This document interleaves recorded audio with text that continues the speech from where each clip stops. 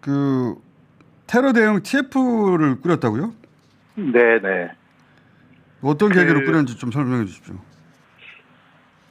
최근에 저희들에게 제보가 워낙 많이 폭주하고 있고요. 예. 그리고 일반 국민들이나 지지자들께서 보내는 다양한 문자 가운데 90% 이상이 경호와 테러에 대한 우려가 많으십니다. 그런데다가 최근에 있었던 국민의힘의 이제 폭력적인 후보 교체 사태, 네. 그것이 결국 이제 남아있는 어떤 정권 교체를 막을 수 있는 수단이 테러 외에는 없는 거 아니냐라는 뭐 이런 전반적인 우려의 공감대가 그렇죠. 커져 있는 것 같습니다. 많은 사람들이 네. 이심전심으로 그렇게 생각하는 것 같은데.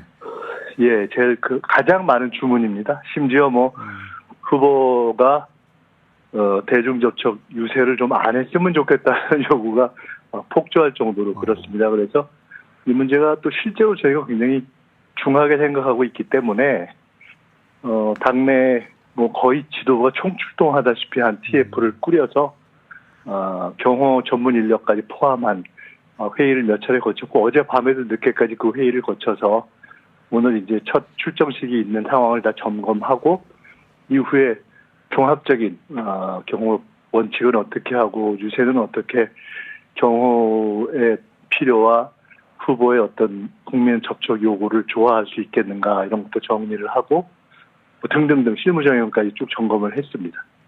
그 많은 분들이 그 우리나라에는 워낙 이런 일이 없기 때문에 뭐 방탄 유리에 둘러싸여서 유세한 적이 없지만 다른 나라에서는 대중 유세에서 방탄 유리 사면으로 세우고 하는 경우 흔하거든요. 대선 후보가. 저희가 쭉 체크를 해보니까 트럼프 대통령도 유세를 할 때 앞에 방탄 유리를 맞습니다. 막으로 세우고 한 경우가 있고요. 예. 그 화면을 기억하시겠지만 그 총격에 한번 피습됐을 때 네. 바로 이렇게 몸을 숙여서 단상 안으로 이렇게 가린 적도 있는데 네. 가령 그럴 때 그것을 방탄이 가능한 이 어떤 연설대를 준비한다든가 여러 가지 방법들을 사용했던 것 같습니다. 이제 그러고도 뚫리니까요. 예. 이를 설치해야 되는 거 아니냐 무대 위에. 오늘도 출정식이 있는데 그런 요구들이 있는데 이게 보니까 예, 그게 이제 현재로서는 경찰에는 그러한 장비가 없고 예. 경호처에 이제 그런 것들을 예를 들어 저희들이 저격거리가 있는 건물, 그 가능한 건물을 미리 검색할 수 있는 뭐 다양한 장비라든가 이런 것들이 경찰에 있지만 일단 경호처에서도 확보하고 있는 필요한 것들이 있고요. 예. 그래서 저희들이 원칙적으로는 경찰 경호를 중심으로 하되 혹 필요한 장비나 이런 것들이 있으면 경호처의 협조도 뭐 그는 뭐 각 당의 후보들이 공히 요청할 수 있는 것이고 예. 이주호 대행이 최대 수준의 경호를 하는 것이 좋겠다라는 입장을 밝혔기 때문에 그런 협조를 요청한 상태이고 현재로서는 할 수 있는 최대한을 다 하고 오늘 저희들이 또 몇 가지 조금 새로운 아이디어를 낸 것도 있습니다. 뭐 그런 것들을 포함해서 일단 오늘 진행을 하고 이후에 유세 계획에 반영할 생각입니다. 우리 공식적으로 관에서 방탄유리 장비가 없으면 사설 업체를 통해서라도 빠른 시간 내에 마련해야 되지 않을까요?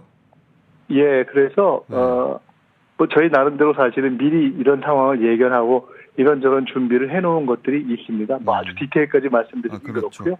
예.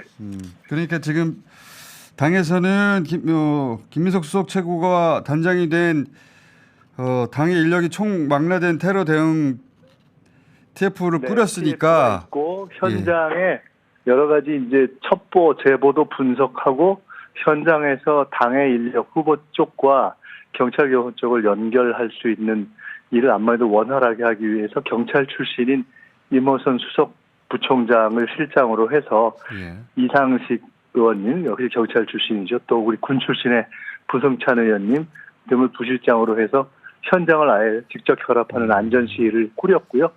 그 안전실이 비서실, 뭐 경호실, 비서실, 수행실 그리고 유세본부를 와 경찰 경호팀들을 연계하면서 이렇게 연락을 할 거고 그 외에 뭐 당의 제보센터는 원래대로 이제 운영을 하고 있는 것이고요.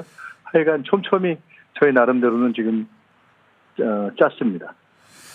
이 시민들에게 혹시 그 TF 단장으로서 당부하고 싶은 말씀 있으십니까? 그 당원이나 지지자들 가운데 자발적으로 뭔가 어떤 경호에 도움을 줄 수 있는 역할을 해보고 싶다 이런 예. 자발적인 개인적 혹은 집단적인 움직임이 있습니다. 그래서 네. 그 중에는 무슨 가드, 무슨 뭐 네네네. 방위, 경호 그런 이런 아이디어 있었죠. 명칭까지 사용하셔서 예. 하는 경우가 있는데 그 어떤 마음과 어떤 충심과 선의 이런 것들은 저희가 너무 감사하게 받아들이고요.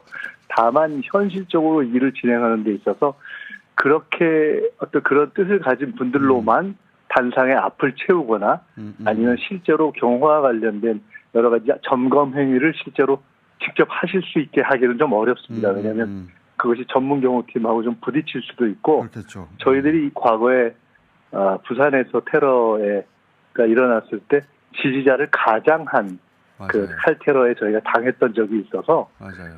지금 원거리 경호와 근접 경호를 다 신경을 써야 되는 상황이어서 그런 부분은 좀 이해를 해주시고 이번에는 오늘 이후로 각각의 유세 동선에서 유세 현장에 후보가 들어갔다가 빠지는 과정도 그 시간을 최소화하고 의원들을 포함해서 거의 악수 접촉 자체를 안 하는 것으로 오늘은 뭐 출정식이니까 조금 상황이 다를 수 있습니다만은 이런 것으로 다 내부 양해도 구해놓은 상태이어서 의원들에게도 우리 시민과 지지자 여러분들께서도 이때만 좀 이렇게 양해해 주시면 좋겠다 하는 부탁의 말씀을 드립니다.